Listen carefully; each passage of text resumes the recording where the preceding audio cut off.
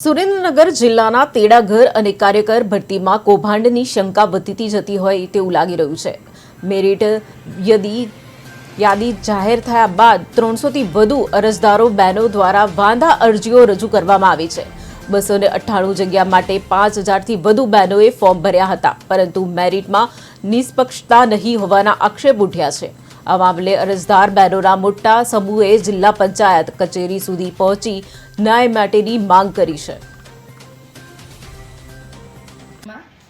Online આંગણવાડી worker હેલ્પરની ભરતી માટે જે જાહેરાત આપી હતી તે અન્વયે 11,000 જેવી અરજીઓ ઓનલાઈન ભરાણી હતી। એમાંથી એ લોકોના ડોક્યુમેન્ટ જેના કન્ફર્મ હતા એવી કન્ફર્મ થયેલી અરજીઓ 6500 જેવી હતી સમથિંગ।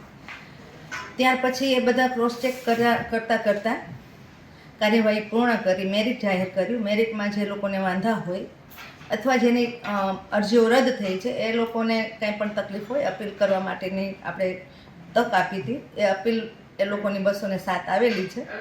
છેલ્લા 6, 7, 8 અમે અપીલ અરજીઓની સુનાવણી રાખી છે।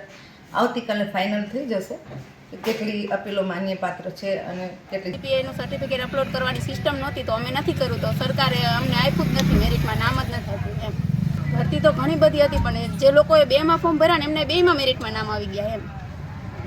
એ મોટો પ્રશ્ન કહેવાય ને। આજે વાંધા અરજી કરવાયા છો? હા, વાંધા અરજી શું કરશો વાંધા અરજી પછી? CGP SGP upload